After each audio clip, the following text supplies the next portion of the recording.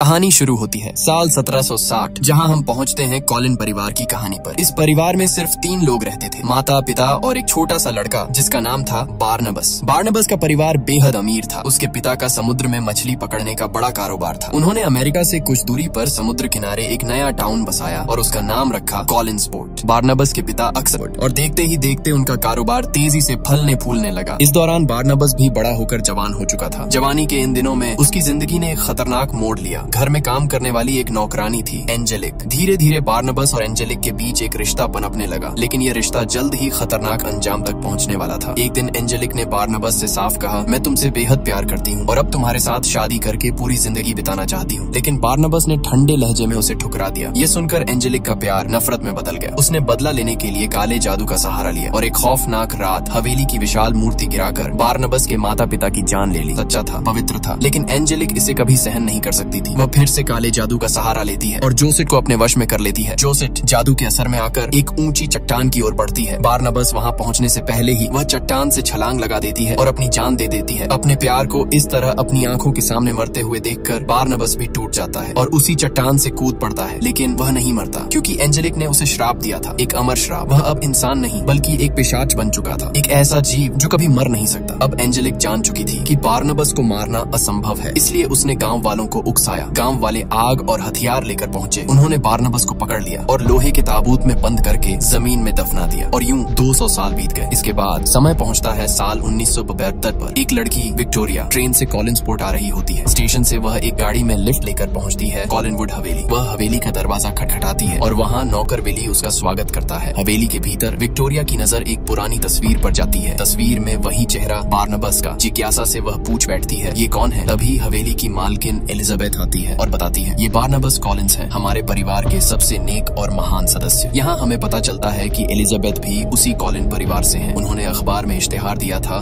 कि उन्हें एक केयर टेकर चाहिए जो उनके भाई रॉजर के बेटे डेविड का ख्याल रख सके। एलिजाबेथ विक्टोरिया को हवेली का परिचय कराती है। वह बताती है कि अब इस विशाल हवेली में बस कुछ ही लोग रहते हैं, मैं, मेरी बेटी कैरोलीन, मेरा भाई रॉजर और उसका बेटा डेविड। विक्टोरिया जब डेविड की माँ के बारे में पूछती है तो एलिजाबेथ गहरी सांस लेकर बताती है, वह समुद्र में डूब गई थी, लेकिन डेविड इस सच को मान ही नहीं पाया। उसे लगता है कि उसकी माँ आज भी जिंदा है, वह उसे देख सकता है और उससे बातें भी करता है। इसके बाद एलिजाबेथ विक्टोरिया को अपनी बेटी कैरोलीन से भी मिलवाती है। कैरोलीन थोड़ी शरारती और जिद्दी स्वभाव की लड़की थी। रात के खाने पर एलिजाबेथ विक्टोरिया की मुलाकात डेविड के पिता रॉजर से कराती है। उसी डिनर टेबल पर एक और शख्स बैठा होता है, डॉ जूलिया, जो पेशे से मनोचिकित्सक थी। दरअसल डेविड अब भी दावा करता था कि वह अपनी माँ को देख सकता है और उनसे बातें करता है। इसी वजह से एलिजाबेथ ने डॉ जूलिया को बुलाया था और वो पिछले 3 साल से हवेली में रहकर डेविड का इलाज कर रही थी। इसी दौरान विक्टोरिया की नजर थोड़ी दूर एक सफेद चादर ओढ़े हुए आकृति पर पड़ती है। उसे लगा कि ये डेविड है जो उसे डराने आया है, लेकिन जब वह चादर हटाती है तो उसके सामने कोई इंसान नहीं बल्कि जोसेट की आत्मा खड़ी होती है। आत्मा उसे एक ही वाक्य कहती है, वो आ रहा है। यह कहकर आत्मा धीरे धीरे दूर जाती है और अचानक गायब हो जाती है। दूसरी तरफ कुछ मजदूर जेसीबी से खुदाई कर रहे थे। तभी उन्हें जमीन के नीचे कुछ सख्त चीज महसूस होती है। मिट्टी हटाने पर वहाँ एक ताबूत दिखाई देता है, वही ताबूत जिसमें बारनबस 200 सालों से कैद था। जैसे ही उनका सुपरवाइजर ताबूत की जंजीरें काटता है, बारनबस अपनी कैद से आजाद हो जाता है। ताबूत से निकलते ही वह मजदूरों पर टूट पड़ता है और एक एक कर सभी की जान ले लेता है। इसके बाद बारनबस अपने घर कॉलिनवुड हवेली लौटता है। गार्डन में उसकी मुलाकात विली से होती है। बारनबस उसे हिप्नोटाइज कर अपने काबू में कर लेता है और पूछता है, क्या इस घर में अब भी कॉलिन परिवार रहता है? विली घबराते हुए हाँ में जवाब देता है। फिर बारनबस हवेली के अंदर दाखिल होता है। उसकी नजर हवेली की शाही चीजों पर पड़ती है और वो हर चीज को गौर से देखने लगता है। वह विली को बताता है कि इन चीजों की असली कहानी क्या है। इसी दौरान उसकी मुलाकात कैरोलीन और डेविड से होती है। कैरोलीन को उसे देखकर लगता है कि शायद ये कोई पागल है या फिर शराब पीकर आया है, लेकिन डेविड सीधा दीवार पर लगी बारनबस की पुरानी तस्वीर दिखाता है। तस्वीर को देखते ही बारनबस ठहर जाता है और कहता है, हाँ, ये मेरी ही तस्वीर है। जब मैं यहाँ खड़ा था तभी एक महान कलाकार ने इसे बनाया था। इतने में एलिजाबेथ वहाँ पहुँचती है और बच्चों को बारनबस से दूर रहने का आदेश देती है। डेविड कहता है कि ये खुद को हमारा रिश्तेदार बता रहा है, लेकिन एलिजाबेथ उसे एक धोखेबाज समझती है। वह बारनबस को हवेली के दूसरे कमरे में ले जाती है और सख्त लहजे में कहती है, अगर ये कोई मजाक है तो इसे यहीं खत्म करो। बारनबस अपनी सच्चाई साबित करने के लिए हवेली का एक गुप्त दरवाजा खोलता है और एलिजाबेथ को भीतर ले जाता है। उस रास्ते से होकर वे एक खुफिया तहखाने में पहुंचते हैं जहां ढेर सारे हीरे और जवाहरात रखे हुए थे। ये नहीं पहुंचाएगा। इसके बाद पूरा परिवार डिनर टेबल पर इकट्ठा होता है। वहाँ एलिजाबेथ सबको बताती है कि बारनबस उनके दूर के रिश्तेदार हैं। तभी डॉक्टर जूलिया भी आ जाती है और एलिजाबेथ उनकी मुलाकात बारनबस बारनबस से करवाती है। डिनर के दौरान बारनबस अपने पुराने मछली पकड़ने के कारोबार के बारे में पूछता है। एलिजाबेथ भारी मन से बताती है, हमारा कारोबार लगभग बर्बाद हो चुका है क्योंकि एंजेलिक नाम की औरत ने मछुआरों से डील करके पूरा बिजनेस अपने कब्जे में ले लिया है। ये सुनकर बारनबस गहरी नजर से सबको देखता है और दृढ़ आवाज में कहता है, अब मैं आ गया हूँ और मैं कॉलिन परिवार का बिजनेस फिर से ऊंचाई पर लेकर जाऊंगा। इसी बीच विक्टोरिया वहाँ आती है। उसे देखते ही बारनबस ठहर जाता है और अचानक उसे जोसेट कहकर बुला देता है क्योंकि विक्टोरिया की शक्ल हूबहू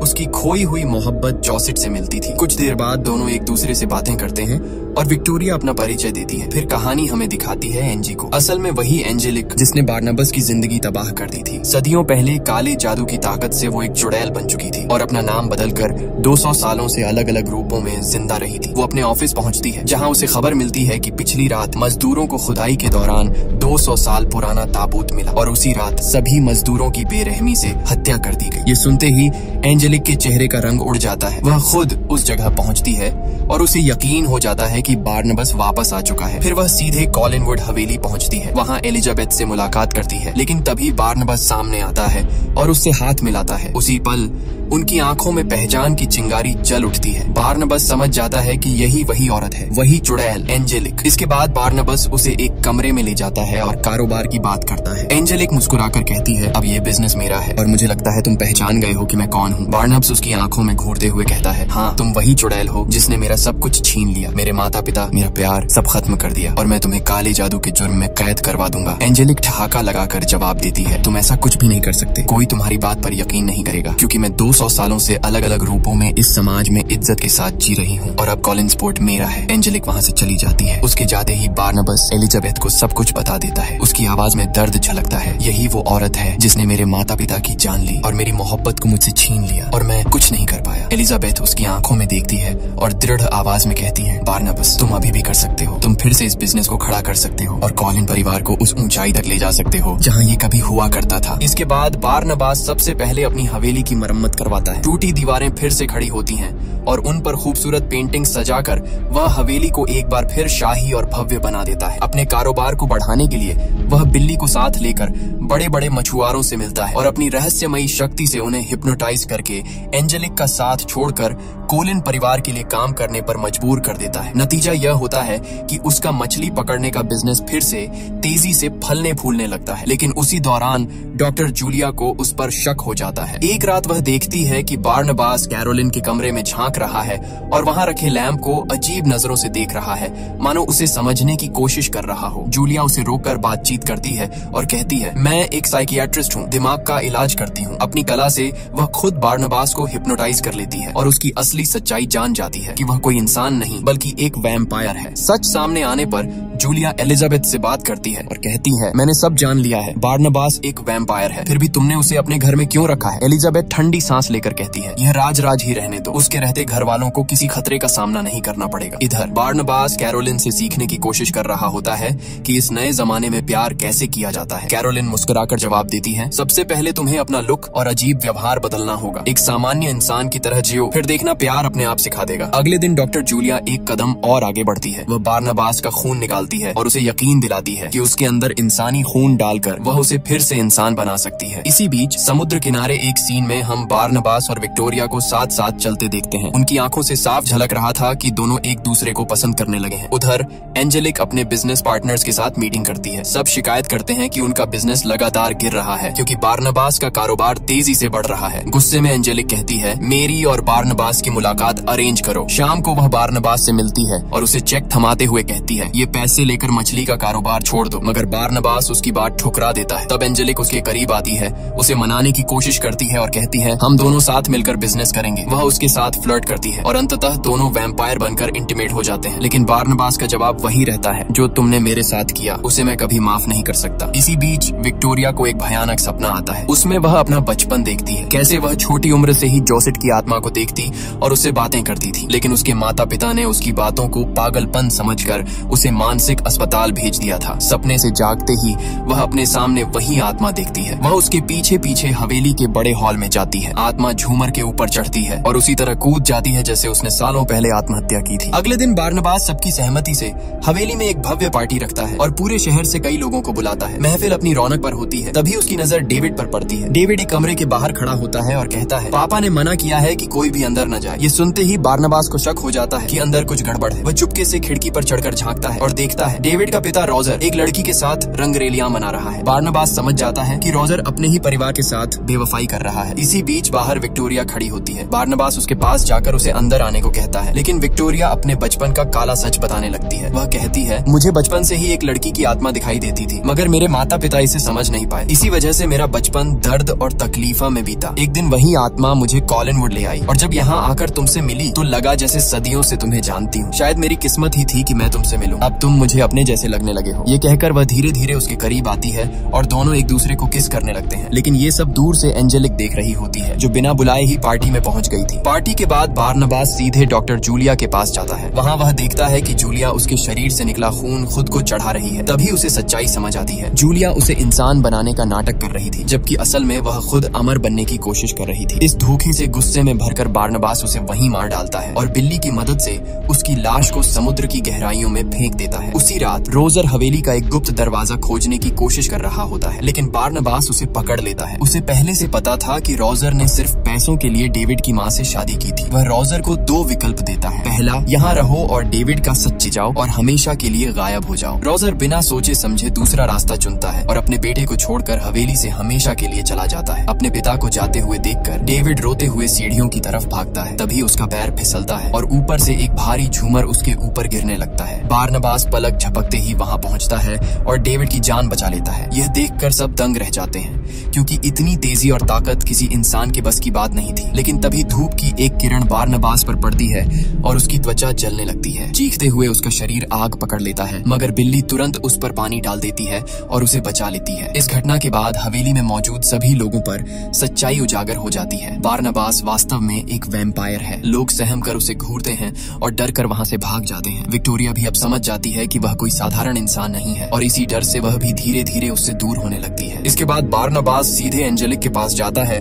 और उसे गुहार लगाता है कि वह उसे इस श्राप से मुक्ति दिला दे। लेकिन एंजेलिक उसकी बात पर ठंडी हंसी हंसते हुए कहती है, तुम्हारे पास सिर्फ दो रास्ते हैं, या तो मेरे साथ रहो, मेरे प्रेमी बनो और इस बिजनेस को मेरे साथ मिलकर चलाओ, या फिर हमेशा के लिए उस ताबूत में सड़ते रहो। बारनबास उसकी पेशकश ठुकरा देता है और कहता है, मैं कभी तुम्हारा नहीं हो सकता। उसकी यह बात सुनकर एंजेलिक की आंखों में नफरत और भी गहरी हो जाती है। वह बातों बातों में डॉक्टर जूलिया का नाम छेड़ती है, मानो जानबूझकर उसे उकसा रही हो। गुस्से में आकर बारनबास कबूल कर बैठता है कि हाँ, जूलिया को उसी ने मारा था। बस यही वो गलती थी जिसका इंतजार एंजेलिक कर रही थी। जैसे ही बारनबास वहाँ से निकलता है, एंजेलिक अपने काले जादू का इस्तेमाल करती है और पलक झपकते ही उसे फिर से ताबूत में कैद कर देती है। लोहे की मोटी जंजीरों से उसका पूरा शरीर बांध देती है ताकि वो दोबारा बाहर न निकल सके। फिर अपने आदमियों को हुक्म देती है और बारनबास को खींचते हुए उसकी ही फिशिंग फैक्ट्री तक ले जाती है। वहाँ वह आग लगा देती है। शोलों में जलती फैक्ट्री और धुएं से भरता आसमान मानो उसकी जीत की गवाही दे रहे हों। इसके बाद एंजेलिक ताबूत सहित बारनबास को एक घने सुनसान जंगल में बने टूटे फूटे खंडहर नुमा घर में छिपा देती है और ठंडी मुस्कान के साथ वहाँ से चली जाती है। लेकिन किस्मत को कुछ और ही मंजूर था। एंजेलिक के जाते ही वहाँ डेविड पहुँचता है, जिसे उसकी माँ की आत्मा ने रास्ता दिखाया था। छोटे से बच्चे ने हिम्मत जुटाकर ताबूत की जंजीरें खोली और बारनबास को आजाद कर दिया। उधर दूसरी तरफ जलती हुई फैक्ट्री को देखकर पुलिस और पूरा शहर वहाँ जमा हो गया था। और ठीक उसी वक्त एंजेलिक सबके सामने माइक पर आकर घोषणा करती है, मैंने अपनी आंखों से सुना है। बारनबास ने खुद कबूल किया कि उसने डॉक्टर जूलिया की हत्या की थी। उसकी आवाज आग की लपटों और भीड़ की चीखों के बीच गूंज उठती है और पूरा शहर बारनबास को एक खतरनाक कातिल मानने लगता है। एंजेलिक सबके सामने पुलिस को ये भी बताती है कि बारनबास एक खूनी वैम्पायर है और उसके घर वाले भी उतने ही गुनहगार हैं, क्योंकि उन्होंने यह राज छुपाकर सबको धोखा दिया। ये सुनकर पुलिस सीधा कॉलिनवुड हवेली पहुंच जाती है। जैसे ही एंजेलिक वहां कदम रखती है, बारनबास गुस्से से लाल आंखों के साथ सामने आकर उसके गले पर झपटता है और अपने नुकीले दांत गड़ा देता है। लेकिन उसके झटके से एंजेलिक पर कोई असर नहीं होता। वह ठंडी हंसी हंसते हुए अपनी काली शक्तियों का इस्तेमाल करती है और बारनबास को इतनी जोर से दूर फेंकती है कि वह दीवार से टकरा कर गिर पड़ता है। यह देखकर सबके रोंगटे खड़े हो जाते हैं। लोग अब यकीन कर लेते हैं कि ये दोनों इंसान नहीं बल्कि खतरनाक पिशाच हैं। पुलिस तुरंत सबको आदेश देती है, सब लोग बाहर निकलो, यहाँ रहना खतरनाक है। और पूरा टाउन हवेली से बाहर भागने लगता है। अब हवेली के बीचों बीच बारनबास और एंजेलिक की एक डरावनी और विनाशकारी लड़ाई शुरू हो जाती है। बारनबास उस पर टूट पड़ता है, लेकिन एंजेलिक हर वार को रोक देती है। तभी एलिजाबेथ एक बंदूक उठाती है और सीधा एंजेलिक पर फायर करती है। गोली उसके सीने में धंस जाती है, लेकिन कुछ पल बाद एंजेलिक फिर से सीधी खड़ी हो जाती है, मानो उसे कुछ हुआ ही ना हो। अब वह अपनी अपनी जादुई ताकतों का पूरा इस्तेमाल करती है। हवेली की पुरानी चीजें, कुर्सियां, मूर्तियां, पुतले सब एक एक करके जिंदा हो जाते हैं और हमला करने लगते हैं। वह एक जहरीले सांप को एलिजाबेथ पर छोड़ देती है और पूरे हॉल में आग भड़क उठती है। लपटों में घिरी हवेली मानो मौत का घर बन जाती है। इसी अफरा तफरी में एक बड़ा पुतला जिंदा होकर बारनबास को कसकर जकड़ लेता है। वह छटपटाता है लेकिन निकल नहीं पाता। तभी असली सच सामने आता है। एंजेलिक ने अपनी काली शक्तियों से कैरोलिन को वक्त पहले ही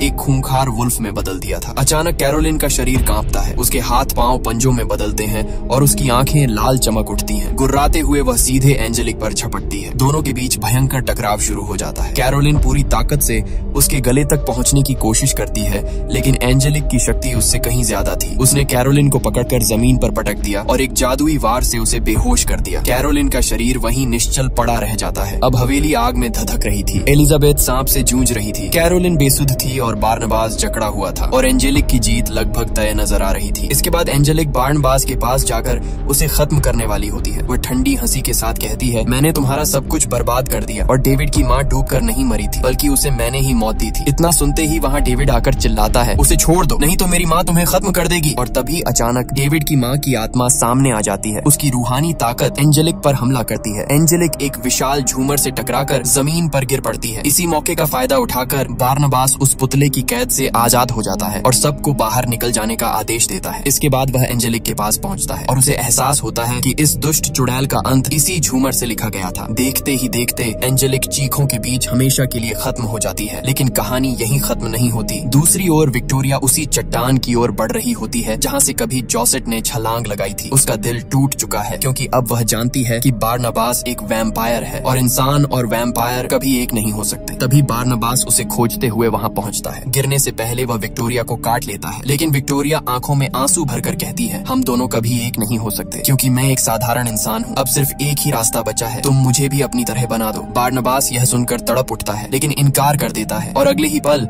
विक्टोरिया उस चट्टान से छलांग लगा देती है। उसे बचाने की आखिरी कोशिश में बारनबास गिरने से पहले ही उसे काट लेता है। इस बार विक्टोरिया की मौत नहीं होती बल्कि वह भी एक वैम्पायर बन जाती है और अब सदियों की तन्हाई के बाद बारनबास और विक्टोरिया आखिरकार एक जैसे हो जाते हैं। दोनों एक दूसरे को देखकर मुस्कुराते हैं क्योंकि अब उनका साथ हमेशा के लिए है। लेकिन कहानी में एक और खौफनाक मोड़ बाकी है। समंदर की गहराइयों में हमें डॉक्टर जूलिया की लाश दिखाई देती है। अचानक उसकी आंखें खुल जाती हैं क्योंकि बारनबास ने उसे भी काटा था और अब वह भी एक वैम्पायर बन चुकी है। और इसी सर्द खामोशी के साथ यह कहानी यहीं खत्म हो जाती है।